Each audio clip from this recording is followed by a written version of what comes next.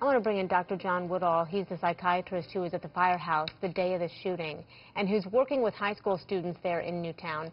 He's also the founder of the Unity Project. This is a not-for-profit group that's helped children affected by other tragedies such as 9/11 and Hurricane Katrina. So, Dr. Woodall, thank you so much for being with us. What can you tell us, first of all? Thank you. What can you tell us, first of all, about Newtown and how, the status of that community and how they're healing right now? Well, I just came back from the high school, and I had a chance to be there for several hours, meeting with teachers and administrators and students, and it's a great, great group of kids. The kids are really going to wind up being our teachers in all of this. I think they're going to do real well. There's a long way to go, though. There's a lot of questions people still have, a lot of confusion, but what the kids come to right away is the idea that they want to make this, they want the meaning of this to be something good.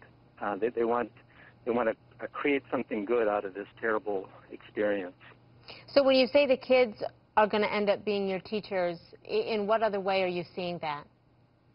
Well, I saw some of them making posters about, light coming from the darkness, that the stars only shine in the darkness, things like that, and the way they're talking to each other and caring for each other. I think they get the basic lesson all of us have to learn when we suffer, is that it either pulls us apart or it brings us together.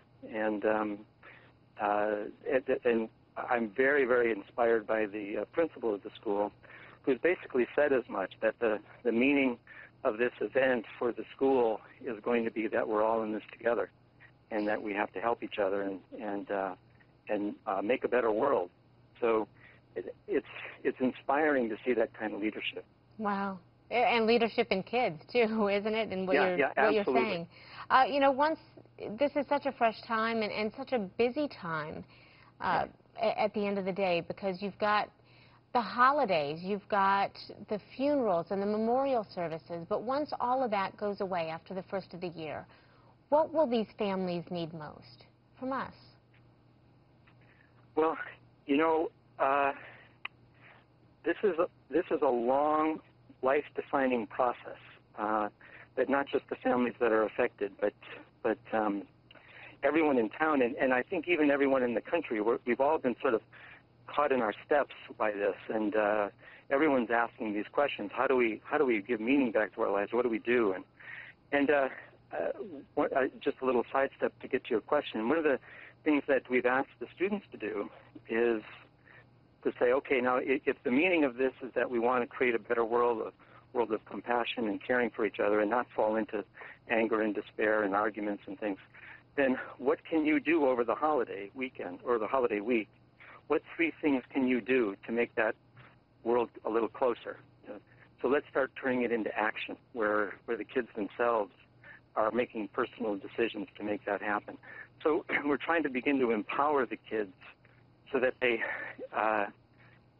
can leave that sense of senselessness of this event behind. It was phrased in a beautiful way when we were speaking at the school that this senseless event is just so heart-wrenching that we had no control over that.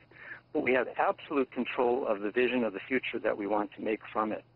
So, and that vision can be as noble and as bright as we have the courage to dare. So the kids are saying, all right, we're going to envision something wonderful and something noble and uplifting. So they really get that they can become role models of resilience out of this, as opposed to just seeing them as victims or survivors. I think one of the things that is really heart-wrenching about this, too, is when you hear the parents, and we've heard from a couple of the parents of the children that died, say, we're just trying to make sense of this for our other children. Yeah. How do you tell them, or even how do you tell this community to help the siblings who don't understand why they don't have their brother or sister at home anymore? Yeah, I have just out of respect for the families, I wouldn't want to speculate on particular families, but when any of our families are grieving through something like this, these questions are essential to begin a process of addressing. And I think it's extremely valuable for families to ask these questions and to not shy away from them. And to also understand that you don't have to have the answer today or this week or this month or this year, but that over the course of years and even a lifetime, the answer might evolve and change.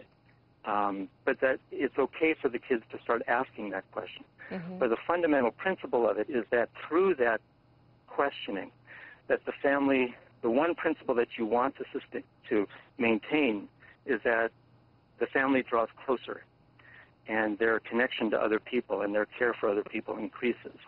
So as long as the answer involves those two things, then it's a healthy process. Mm.